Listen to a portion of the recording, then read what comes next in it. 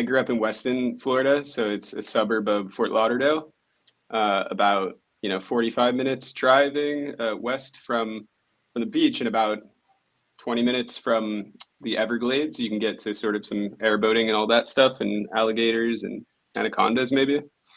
And yeah, I guess I got spoiled by the beach. I'm in LA now. I can't really imagine life. I don't know, in like a coastal city. I like cities, but yeah, I need nature basically.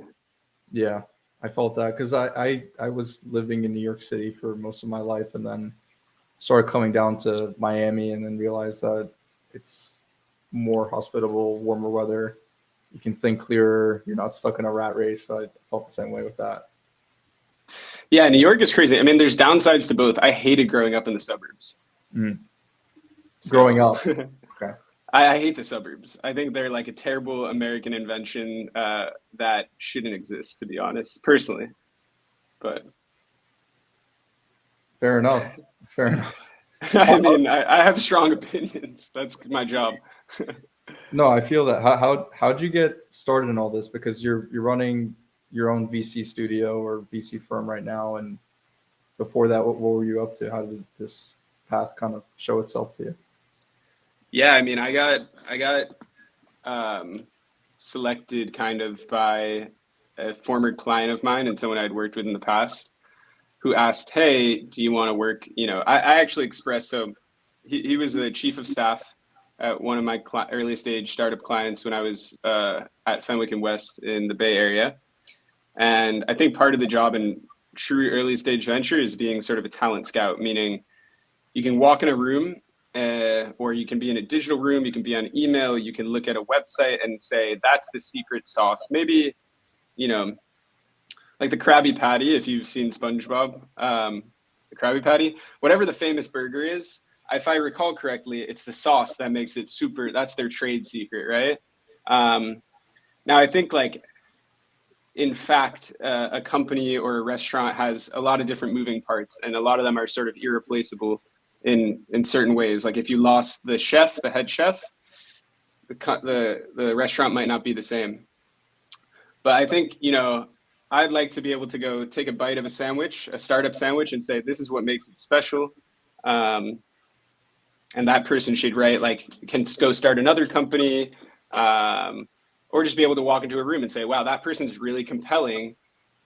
They're a genius, or they're really good at engineering or design, and, being able to understand where to allocate people. So I worked with a lot of great companies. One of these companies had a bunch of superstars in their executive team, and one of the guys was around my age.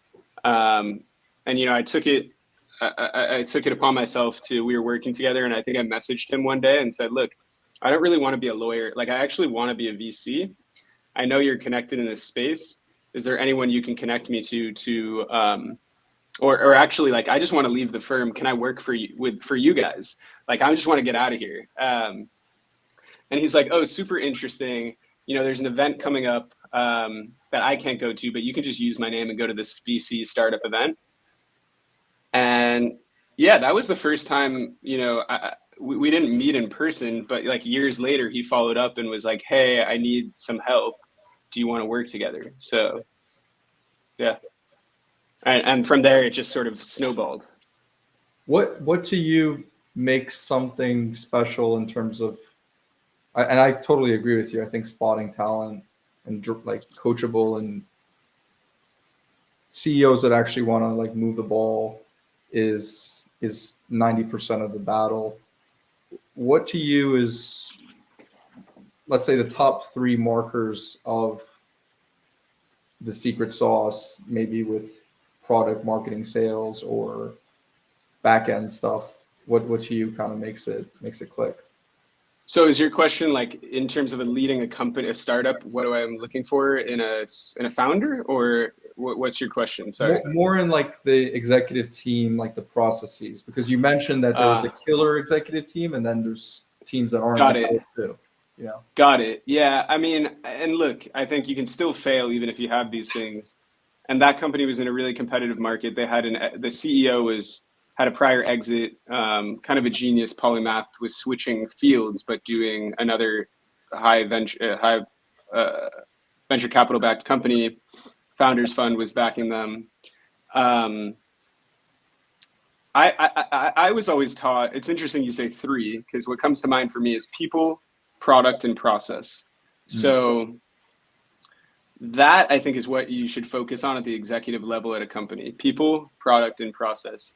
Now, you might need 50 executives to focus on that. Probably not. You probably need more than one.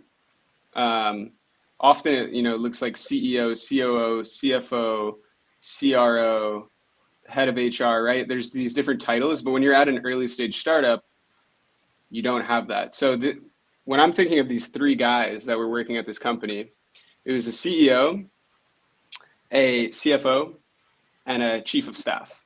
And that was the executive team that I interacted with.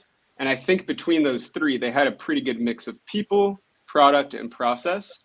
But it's not like a skill. Like, it's not just a skill. So you might be good at working with people, but certain people you might clash with, or you might be good at working with people, but if I throw you into the aerospace industry and say, go manage people at the aerospace company, that might be really hard. So there's like context and there's also skills. And you're looking at context and also, I would say, skills too, with founders who have done an exit, or is there some type of, I would say, just dog it out mentality where, being as resourceful as possible and researching stuff accounts for that 80-20 of what makes somebody special in those executive roles?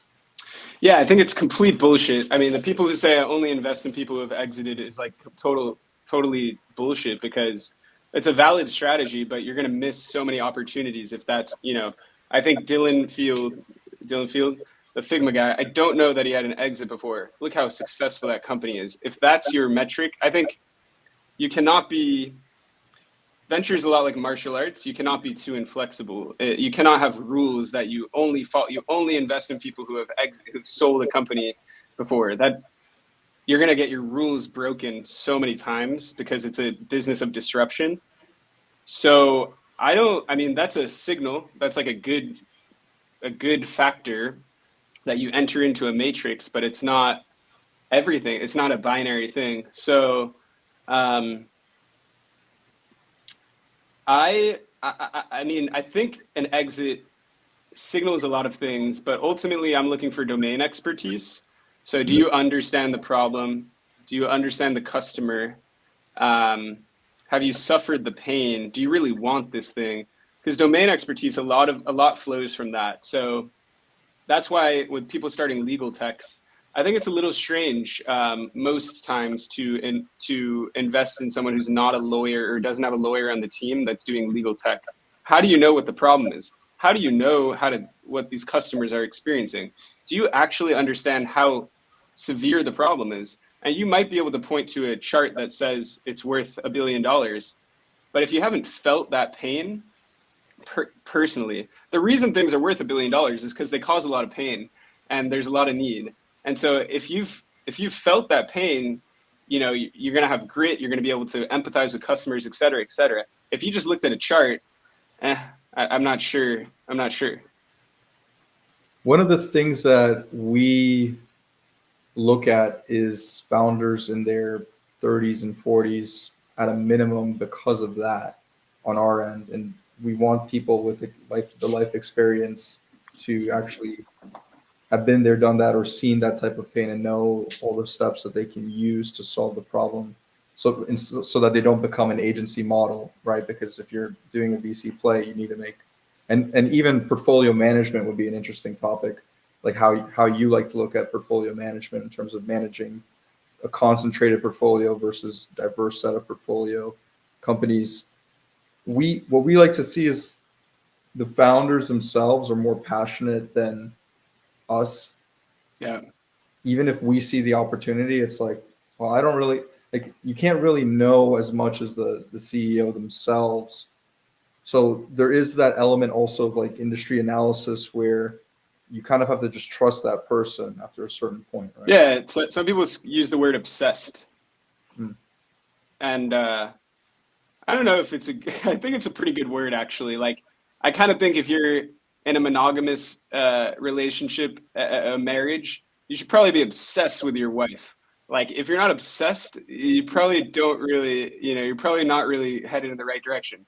Um, that's just my personal opinion. I think similarly, if you're working on one company and you're just trying to give your all to one company, if you're not obsessed with that, there's going to be someone else who comes into your industry who's obsessed with it, and they're going to kick your ass. That's usually how it works at the venture scale.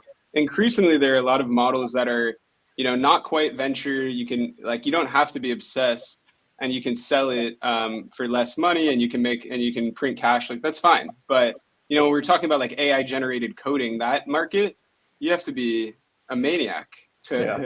to be the CEO. So what types of niches are you currently involved in or investing in that you like, that you wish you're part of that you're not yet? Um, what kind of niches am I looking at? I mean, I think some of the most interesting areas where I feel like there's like not enough mass adoption or application of technology would be wellness, art, um, art and not video generation, but sort of yeah, art and movies, like Hollywood. There's a lot going on there, but increasingly, I think there would be more and more. Maybe on the platform side, um, I think fashion is one that's emerging that's really interesting, where I've seen a lot of inbound founders working on kind of similar problems. Legal tech as well is one that there's a lot of products in the market, but I think a lot of them are inflated and have raised a lot of capital. And so, yeah, we're just very early in all of those areas. Um, Dating is another one that's interesting and fun, where there's like a reset with Bumble at the top or Tinder at the top, and sort of they lost the consumer, and so I think there's just so many interesting categories. Yeah, it's cool to kind of see the niches you're describing because for us, we've been very B2B and like management enterprise tech.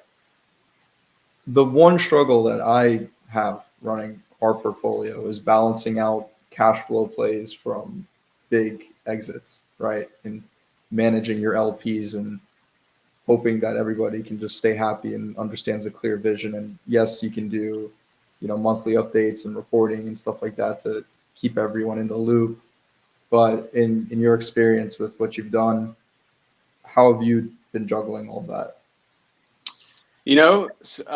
There's one LP that I talk to that I'll get on the phone with, and we schedule updates and we just talk live and we go back and forth. And that is you can't do that at scale unless you have an IR person, which is increasingly becoming Mm. interesting.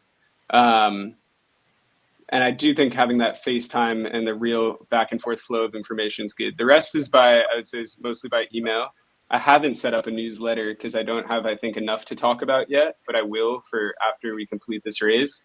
Um, and I think you can do a lot with a newsletter. I mean, look, again, these are not, I don't mean to be crude about it, but there's this narrative floating around like Silicon Valley within the past couple of years. You're like, your startup is your family. It's not.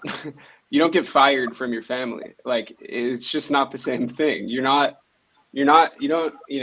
have a family to sort of. I mean, you can have a family business, but family is just a lot different and more personal. And so I think there's a nice separation, family and business. That's sort of a traditional thing, and we maybe almost lost it. Um, but I think it's fine to like turn off your phone for a couple hours a day, blah blah blah. So it's I don't think it's impersonal to have a newsletter or have a community that is not on autopilot, but is just there's some semi-frequent communication going out that's in a standardized packaging, and that's how you stay up to date. Now, I think you were also talking about sort of like exits and cash flow, things like that. I mean, I think the proper way to think about VC is that vis-a-vis your LPs, the VC works for them. So I can bring them ideas and different things, but ultimately, if they want to exit a particular position or they just want to exit the fund, that's Oh, something they need to bring to me, and then I can solve that problem. But it's not something I want to constantly think about. so there's kind of like this. That's interesting because we typically take on more of an advisory role with what we do, but in this case, it's almost like you're fully immersed in making the company a success. So you're very concentrated, I'm assuming, with your time. And if that LP with whatever stake they have says, it doesn't fit my portfolio right now, now you go around and you start shopping for a buyer, you start looking for a way to slowly scale them out of the business, right? I think it depends on, yeah. I mean, there's different models. Yeah. I'm not kind of committing to any of that, but yeah, I agree that there's either the like advisory kind of first angle where the LP is more involved in sort of making the decisions and picking the investments versus a little more passive. Uh, and yeah, I don't think there's a right answer to that. And you can also have a fund, I imagine, where again some of the LPs are more involved, more opinionated, more involved, blah blah blah, and some are just like, here's $1 million, I'll see you in five. Let me know when you're calling capital, right? Um, I think we all know that like most VCs would prefer the latter category, um, just like most founders would probably prefer less, more passive investors. But if you're going to be active, then be helpful. That's how I think about it. If you're going to be active and sort of chaotic and not helpful, that's then maybe I don't want you as an LP. Maybe maybe I don't want you as a friend. If you're gonna like inject yourself into my life and try to and say things that are not helpful or they're negative, I don't know if I want you to be my friend. So yeah. And how is that, speaking right on that subject, how does running a VC firm or your journey to becoming a VC, how has that kind of impacted your dynamic with your relationships? Have you had to set boundaries with certain people or kind of Great philosophy? question. What an awesome question. I want you to answer that question. Can you go first? Yeah, dude. So for me, like, I think every single week I have a new mental model of how I want to handle certain relationships with girls, family, friends, and whatever. And it definitely depends on, I think, some parts of how your business is going and how you're feeling that week, or maybe there's some event that happened that was either good or bad, and kind of trying to stay grounded is the biggest thing to me, and looking for the middle ground. I've definitely had to like let people go, or people had to have left on their own, but I've also, from my end, found people like you for example, like just found people that were of common interest, and it was a lot easier to just have common cultural values and kind of move things forward than other times. Um, Interesting. Yeah, I mean, the first thing it makes me think of is this wasn't even before VC because I have a legal background. So some of my lawyer friends, and I don't even know if they're friends anymore. Like they can come back whenever they want, but like some of them thought I was just insane for like trying to do something different, and they either said that or they like insinuated that, um, or thought I would fail. Literally, like thought I was like mentally ill for doing this, or thought I was greedy. So that's an interesting. Even my family, my one of my sisters was like, I don't understand what you're doing. This was like a year ago, and I tried to explain it to her, and then I like sent her my website because I'm like, I'm busy. I don't know. I don't really want to like explain this over and over again. So like, here's my website, and like, whatever. And she's like, oh, it sounds cool, and and I realized like she just doesn't get it, and she's not that curious about it either. She just wants me to be happy, and um, and safe. She's not like that concerned. So I think that's your family and friends. The people that, want to be around you will respect it. And, uh, the people who you might want to do business with are going to go to the next level and say, oh, cool, let me introduce you to someone that will help you. Or, wow, uh, there's other people who admire you and want to do it, and they'll ask you questions about it. But there's certainly, I don't think this is unique to VC, right? I think you would see this if you were an athlete, anything that people have strong associations with. If you started to move into a professional area of life that has like strong associations with the public, some people are going to admire you. Some people are going to all of a sudden start like hating you. Some people are going to be curious. Some people are, not. I think there's no problem with it. I think if you can't handle that, then you don't really want to be a VC. But it was kind of, yeah, it was kind of shocking, and it made me set boundaries, like get a lot better at boundaries, and it's still emerging. But um, yeah, I mean, I guess like if one of those people who kind of judged me for the path I'm going down would come back into my life, like, maybe it's something we just don't talk about work. And I kind of also understand that when they poke fun at me, it's like it's their insecurity or baggage, and that's just a boundary. I'm not going to argue with someone about my chosen profession. How So, would you advise somebody that is currently stuck in that type of environment where they, maybe they have 12 months savings and they're in an environment where they're happy, but they know that their calling could be doing something more fun, or they want to be more adventurous? Like what do you think would be a good way of them transitioning out of the industry? Maybe something you wish you had done before leaving. what do you mean? Sorry. So like, for example, you had your friend where, you called him and said, hey, I really just want to be part of this. Were there Uh, other things that you wish you had done before making that kind of transition? oh, I mean, so that was about a year and a half or a year before I quit my job. And some of the best advice I ever got, well, I don't even know, it's not like a concise piece of advice, but I was talking to the CEO that I'm going to figure out what I'm trying to say here by the end of it. But I was talking to the CEO who was running a, more than $1 billion company valued on paper, a young guy, younger than me, a little bit, a couple years younger. And I told him, hey, I have some ideas about how to apply your technology. I want to talk to you about them. And I'm his like corporate counsel. And he's like, cool, let's make time Saturday and let's talk. And we spoke for like an hour, and he mostly told his personal story, entrepreneurship story about immigration, how difficult that was, his parents, starting this company, where it came from. And I shared my ideas, and he's like, look, man, these are cool ideas. And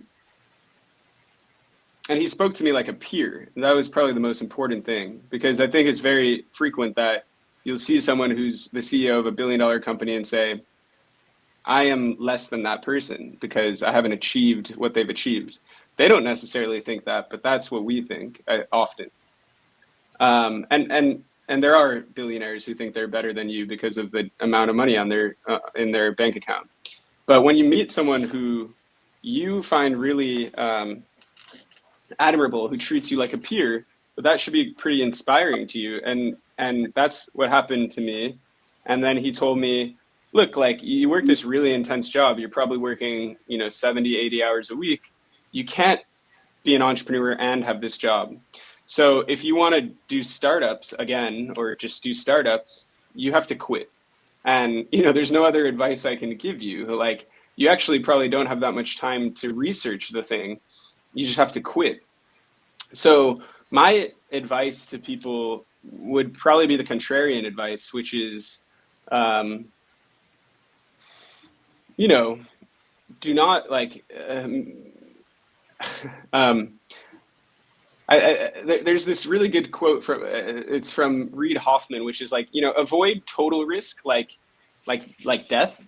But other than that, you're just wasting your time and just treading water. If you think you're unhappy and uh, hey, I don't want to, be with this person in marriage. If you know that deep in your heart, or hey, I don't want to be in this industry, or at this company or in this country, then you are just treading water and wasting your time. If you have 12 months saving, probably pull the parachute, and 12 months is more than enough to scrap and survive and find the next thing. Um, so I think the contrarian, or the typical advice is like, don't quit your day job, be really diligent, figure out if it's what you want. But I think the inverse is really true. Like, if you know that you don't like LA, but it's really hard to get to that place of knowing. But if you get there, then why are you living in LA? It's similar to just product market fit in general. Like once you really understand who you want to talk to and service, it's like everything turns on. Yeah, exactly. So but I mean, it's like, there's, I guess, positive knowledge and negative knowledge or something. So like, positive knowledge would be knowing like, oh, we have gold, and Nvidia saying, we found the thing, and now we're gonna milk it, and we're gonna ride this wave for a long time. But if you're doing experimentation, you might be developing all these prototypes and say, okay, that one, we put in front of 1,000 people, we've tried our hardest, and it's just not the thing, so let's move on. Yeah. So, but there's like a delicate, I think a lot of times ego and fear, like all these things get in the way of that. So a lot of people do give up on things before, when they could totally work. Um, yeah. Is that kind of a conversation you have with your founders? Because I feel like I'm talking to founders every day like that. Like, give it more time. Give it more time. I think I'm a pushier. I'm actually the opposite. I was just having a conversation before this about just lighting the fire under someone's ass, saying like, hey, what's going on? Like, they have a potential kind of operating partner. Hmm. It's unclear what this person's role is. And I'm like, look, either you need him or you don't. But you said you need him, but you don't need anyone, is how I view life. I mean, and then I sent her Beyonce's song Irreplaceable, which is about Jay-Z, which is saying, I can find another husband if I need another husband. And I think it's true. Like, people are all very special, but this, if this guy has convinced you that you need him, then he's wrong, because you don't need him. That's like the wrong word. Uh, and anyways, I was pushing for resolution there, and so instead of saying wait, and she's the one saying wait, wait, wait, wait, like, I got this, just slow down. Um, and I think those are nice relationships, when one person's thinking fast, one person's thinking slow. If we were both rushing, it Hmm. wouldn't work. But yeah, I think I'm trying to be patient, but I will strike, and it's not like lashing out. It's just, again, strong opinions, kind of like, okay, I had this like realization about how to frame this, and I have some questions. Please answer my questions. And specifically, that was like just trying to get a meeting. And so, yeah. I hear you. So I know we're bleeding over time, but I like your contrarian opinions on stuff, and it definitely is a refresher for me to think about my mental models with what I'm doing. My final question would be, how would you in 2025 define executive presence? What does that mean to you? Because you're exhibiting a totally different way from how we operate with our stuff, which is refreshing, because sometimes you want a bulldog to go in there and change things up. Bulldog. Like with the first time founders too, like you want them to, or they've never really operated in a company like that. And you want that pressure. So what does executive presence mean to you? Well, I think there's like executive, great question. There's executive like functioning, and then there's executive presence. Executive functioning is the ability to make decisions that are, maybe subjective. There is no clear path forward. It is the ability to decide things, and to commit, and to move forward, and willingness to be wrong. Executive presence, I suppose, would be the like aura that comes, the like, that kind of ownership vibe of, hey, it's not about being the boss. It's not about being the richest, anything like that. It's just, I'm LeBron James. I want you to give me the ball in the final second. And if we miss, I'll take the heat and like, you guys can trade me. And if we make it, well, I was right. I should have gotten the ball. I think that's sort of the presence, like leadership. It's just leadership. Like Kendrick Lamar, I think, says it. I want the credit whether we're losing or we're winning. Like that's to me is executive presence.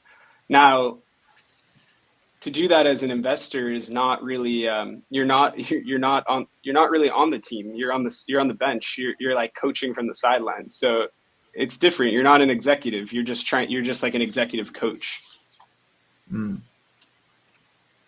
I like that. I like that mental model too. Executive coach, and it's kind of like you're building out your roster of, all-star players, and you just have to coach each of them and run certain playbooks with them, right? Well, some people, yeah, have them team up together or actually merge companies, things like that. But I don't know. I mean, you can have different models. I'm a sports guy, so that's why I say coach. But you could be a therapist. You could be like, there's so many ways you could be a dad or a mom or an uncle, right? Like, and it depends, like your experience with your dad or mom, or if you played soccer, your soccer coach or your therapist, whatever. They all had different ways none of them are controlling you, and you don't need any of them, but they all can sort of influence your behavior in different ways or provide you resources and different types of resources. And so, yeah. How can people find you? Just type in my name on Google. I think Twitter, I mean, I just try to use my name everywhere. So it's Evan Buhler, Evan Buhler on LinkedIn or Twitter. Increasingly, I'm vibing on X to talk to people, Twitter, but yeah, and you can check out Talok Capital, TALOK Capital, same type of thing. Just use the internet. If you can't use the internet to find me or my name or my fund, then you don't deserve me. So yeah, let's go. Awesome. Well, thanks for coming on, bro.